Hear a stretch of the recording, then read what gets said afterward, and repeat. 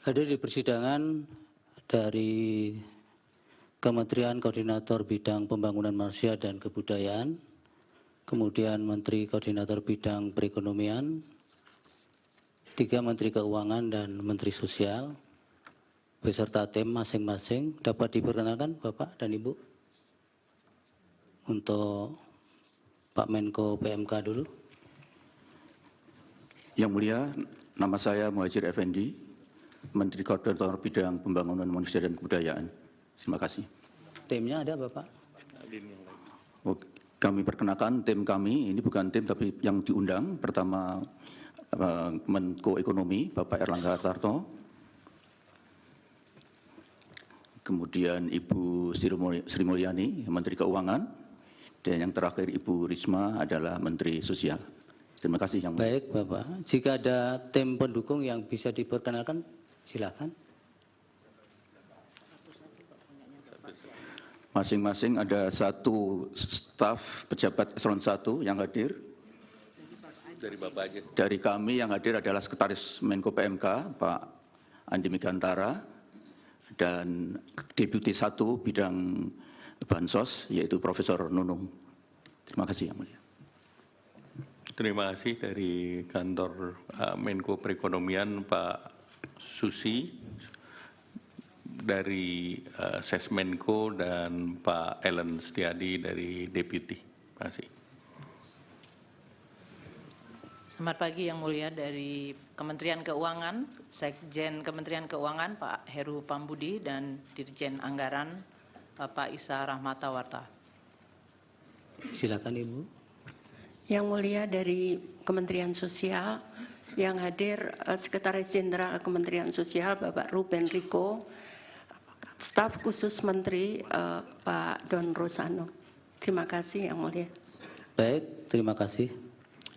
Baik, para pihak termasuk para pemberi keterangan.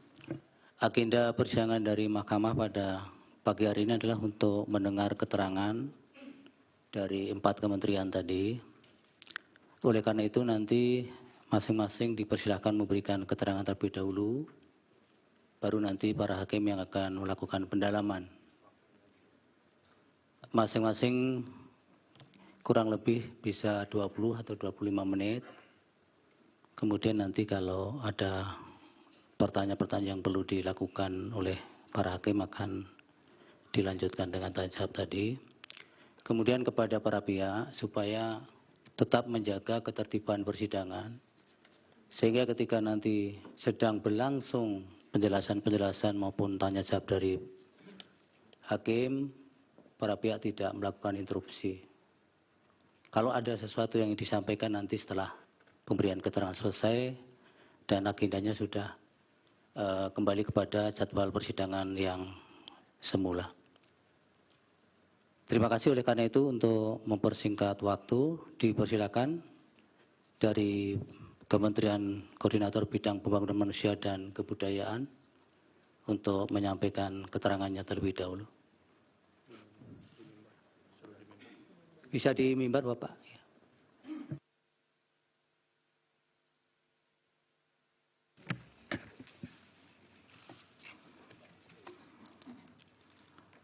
Assalamualaikum warahmatullahi wabarakatuh. Salam sejahtera untuk kita semua. Om Swastiastu, Namo Buddhaya, salam kebajikan. Keterangan Menteri Koordinator Bidang Pembangunan Manusia dan Kebudayaan pada sidang Mahkamah Konstitusi Jakarta 5 April 2024. Yang mulia Ketua dan anggota Majelis Hakim Mahkamah Konstitusi, pada hari ini saya sebagai Menteri Koordinator Bidang Pembangunan Manusia dan Kebudayaan Republik Indonesia akan menyampaikan butir-butir penting berkenaan dengan program-program pemerintah, khususnya yang berkaitan dengan penanganan kemiskinan dan perlindungan sosial.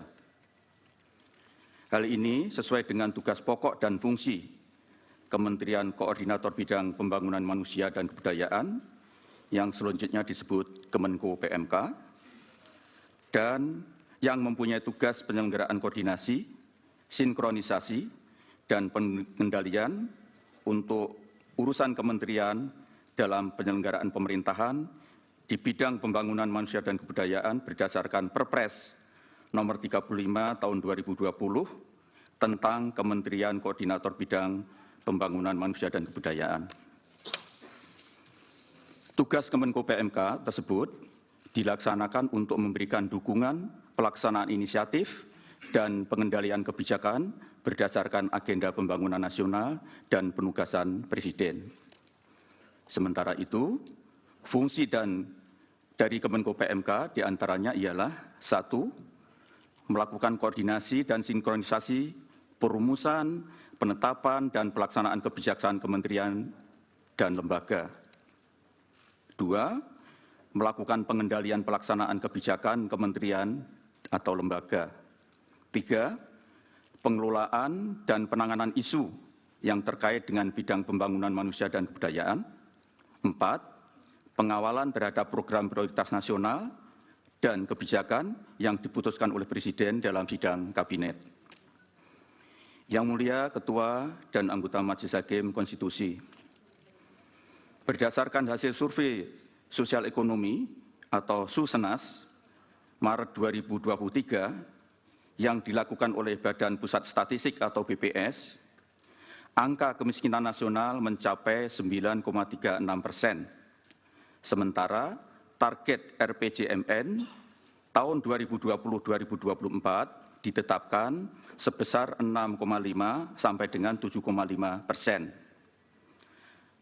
Agar target dapat terpenuhi, diperlukan pendekatan kebijakan khusus melalui berbagai program di kementerian dan lembaga dan pemerintah daerah. Sementara itu, untuk kemiskinan ekstrim, kita harus terus mengupayakan agar target 0% berdasarkan Inpres nomor 4 tahun 2022 dapat terwujud pada tahun 2024 dan mudah-mudahan target tersebut dapat tercapai, mengingat program penghapusan kemiskinan ekstrim sudah mencapai angka 1,12% pada Maret 2023. Perlu kami sampaikan yang mulia, pada Maret 2022, kemiskinan ekstrim masih berada pada angka 2,04%, berarti capaian dalam 1 tahun terakhir sebesar 0,92%. Ketua dan anggota Majelis Hakim Konstitusi yang kami muliakan, perhitungan angka kemiskinan di Indonesia adalah menggunakan pendekatan pengeluaran. Dengan pendekatan tersebut, menghasilkan garis kemiskinan secara nasional sekitar 554.458 per kapita per bulan. Dengan komposisi garis kemiskinan makanan sebesar 408.522 atau 74,21% dan garis kemiskinan bukan makanan sebesar 141.936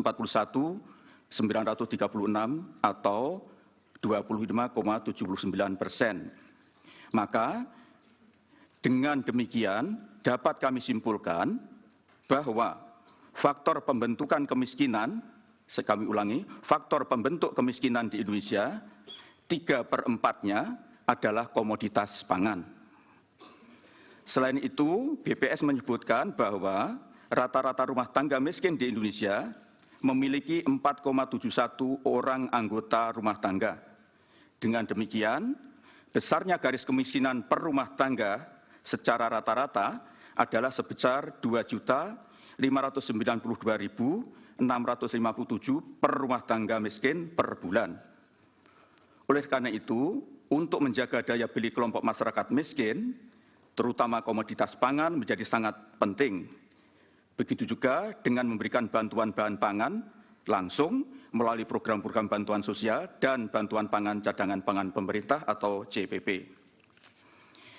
Yang Mulia Ketua dan Majelis Hakim Konstitusi, sesuai dengan Inpres nomor 4 tahun 2022 tentang percepatan penghapusan kemiskinan ekstrim, pada diktum ketiga angka 1 huruf B, menugaskan Menko PMK untuk menetapkan kebijakan sumber dan jenis data yang digunakan dalam implementasi program percepatan penghapusan kemiskinan ekstrim. Dan angka 1 huruf C, mengkoordinasikan penyiapan data penerima dengan nama dan alamat atau by name by address, sasaran penghapusan kemiskinan ekstrem, bersama Kementerian Sosial, Kementerian Dalam Negeri, Kementerian Desa, Pembangunan Daerah Tertinggal dan Transmigrasi, Badan Kependudukan dan Keluarga Berencana Nasional, Kementerian Perencanaan Pembangunan Nasional atau Badan Perencanaan Pembangunan Nasional, dan Badan Pusat Statistik. Adapun upaya menurunkan kemiskinan menjadi 7,5% dan penghapusan kemiskinan ekstrim menjadi 0% pada tahun 2024 dilakukan melalui 3 strategi, yaitu mengurangi beban pengeluaran keluarga miskin, meningkatkan pendapatan keluarga miskin, dan mengurangi jumlah kantong-kantong kemiskinan. Ketiga strategi tersebut harus dilakukan secara bersama-sama, serempak, saling melengkapi dan berkelanjutan, dan berkesinambungan, baik oleh pihak pemerintah pusat, pemerintah daerah maupun non-pemerintah, yaitu akademisi, swasta, masyarakat, dan lain-lainnya. Yang Mulia Ketua dan Anggota Majelis Hakim Konstitusi, salah satu upaya yang dilakukan oleh pemerintah untuk memastikan target tersebut terpenuhi adalah melalui program perlindungan sosial. Program ini merupakan pengejawantahan amanat konstitusi dan peraturan perundang-undangan yang memberikan mandat kepada negara untuk melindungi fakir miskin dan kelompok rentan.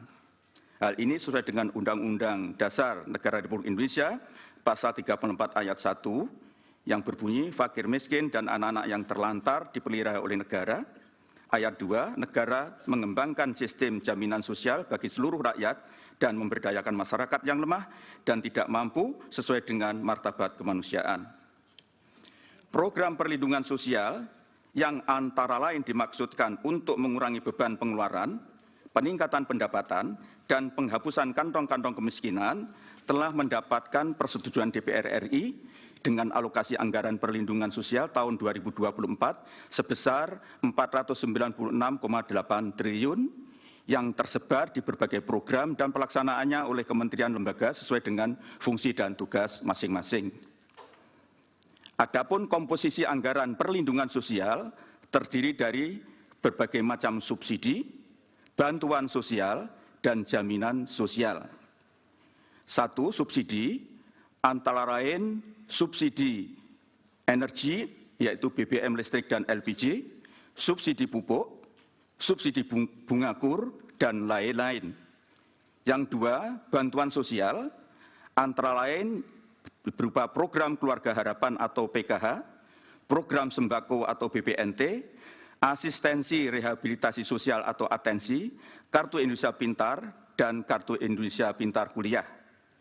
Yang ketiga, jaminan sosial, yaitu berupa bantuan iuran bagi peserta BPJS Kesehatan, yaitu penerima bantuan iuran PBI yang jumlahnya sekitar 98 juta jiwa.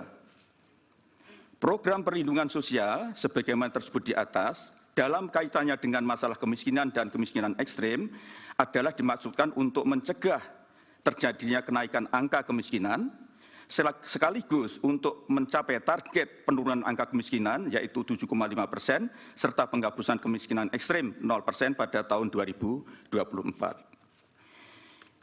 Yang Mulia Ketua dan Anggota Majelis Hakim Konstitusi, terkait dengan program bantuan pangan beras cadangan pangan pemerintah atau CPP yang diberikan kepada masyarakat pada bulan Januari hingga Juni 2024 adalah merupakan program perpanjangan dari tahun 2023.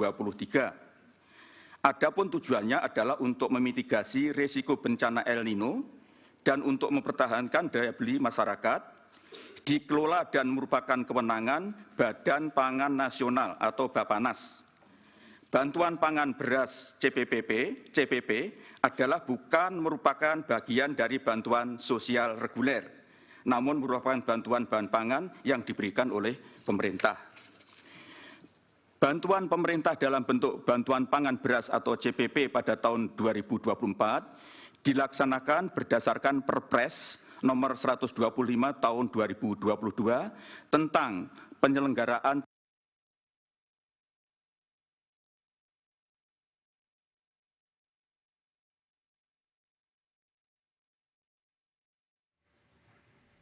Iya, baru saja kita mendengarkan keterangan di hadapan persidangan dari Menko PMK Muhadjir Effendi yang menjelaskan soal bantuan sosial, bahkan juga Menko PMK menjelaskan soal profil ekonomi dari masyarakat Indonesia, di mana ia menjelaskan 3/4 hal yang menjadikan masyarakat Indonesia, tadi jumlahnya disebutkan adalah masyarakat miskin, adalah soal pangan, sehingga ada sejumlah hal yang berkaitan dengan pangan, yakni bantuan pangan yang diberikan dari pemerintah kepada masyarakat miskin.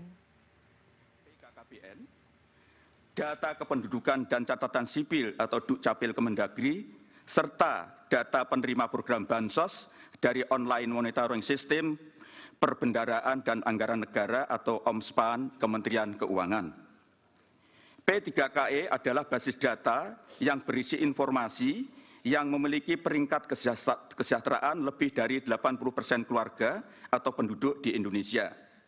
Data P3KE juga telah digunakan oleh 25 kementerian dan lembaga dan seluruh pemerintah daerah untuk berbagai program percepatan penghapusan kemiskinan ekstrem sesuai dengan Inpres nomor 4 tahun 2022 sebagaimana yang telah kami sebutkan di atas. Bantuan sosial dan bantuan pemerintah lainnya antara lain bantuan pangan beras CPP, bantuan pangan stunting, adalah merupakan program pemerintah yang tidak dikhususkan pada satu kementerian tertentu dan memerlukan koordinasi lintas sektoral. Yang mulia Ketua dan anggota Majelis Hakim Konstitusi, selanjutnya mengenai keterlibatan kami dalam penyaluran bantuan sosial maupun penyaluran bantuan pangan beras CPP, adalah sesuai dengan tugas Kemenko PMK yang diatur dalam Perpres nomor 35 tahun 2020, yaitu melakukan koordinasi, sinkronisasi, dan pengendalian penyelenggaraan pemerintahan di bidang pembangunan manusia dan kebudayaan, di mana bantuan sosial adalah merupakan bagian yang tak terpisahkan dari tugas pokok dan fungsi Kemenko PMK sesuai dengan Permenko PMK nomor 4 tahun 2020 tentang organisasi dan tata kerja Kemenko PMK. Pelaksanaan tugas tersebut dimaksudkan untuk memberikan dukungan pelaksanaan inisiatif dan pengendalian kebijakan berdasarkan agenda pembangunan nasional dan penugasan Presiden. Untuk keperluan tersebut di atas, kami melakukan berbagai kunjungan kerja guna memastikan bahwa pelaksanaan penyaluran bantuan sosial reguler maupun bantuan pangan beras CPP berlangsung sebagaimana yang diharapkan. Adapun pemilihan wilayah kunjungan kerja ditentukan melalui beberapa pertimbangan, diantaranya keadaan tingkat kemiskinan ekstrim, tingkat prevalensi dan angka stunting, faktor geografi dan demografi masyarakat, serta kondisi pelaksanaan bantuan sosial maupun bantuan pemerintah lainnya di lokasi tersebut, termasuk bagaimana inisiatif pemerintah daerah dalam melaksanakan strategi penanganan kemiskinan, serta masalah pembangunan manusia dan kebudayaan pada umumnya. Khusus dalam kaitannya dengan pemantauan bantuan pangan beras CPP, dilakukan untuk memastikan ketersediaan bahan pangan tersebut di gudang Bulog dan memastikan bantuan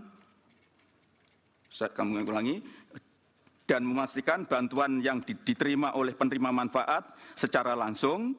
Di samping itu untuk memastikan bahwa distribusinya berjalan dengan baik serta memperhatikan prinsip-prinsip tepat waktu, tepat sasaran, tepat jumlah, tepat kualitas, di samping untuk mendapatkan umpan balik atau feedback tentang bagaimana pemanfaat bantuan tersebut oleh keluarga penerima manfaat.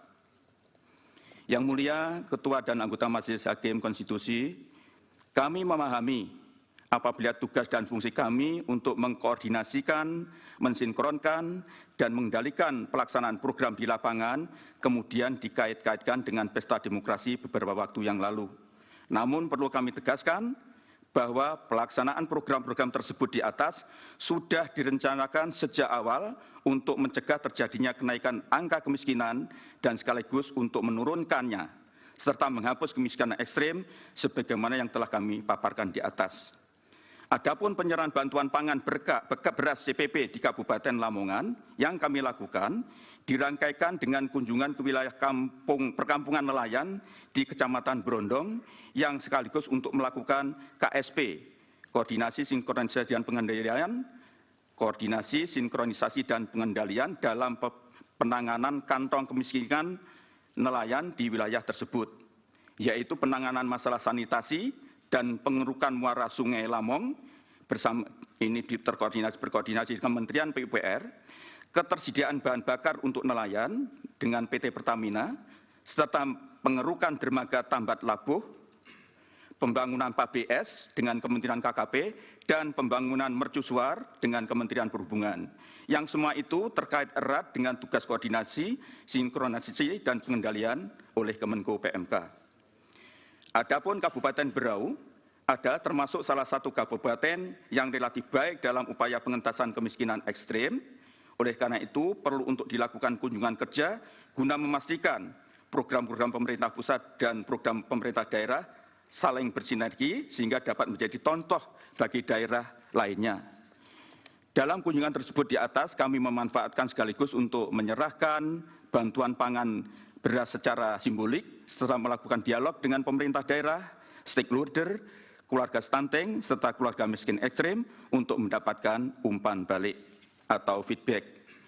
Yang mulia, Ketua dan anggota Majelis Hakim Konstitusi, semua yang kami lakukan adalah dalam rangka koordinasi, sinkronisasi, dan pengendalian atau KSP terhadap apa yang telah diputuskan dalam rapat-rapat yang kami selenggarakan, yang perlu kami koordinasikan, sinkronisasikan, dan kendalikan lebih lanjut di lapangan.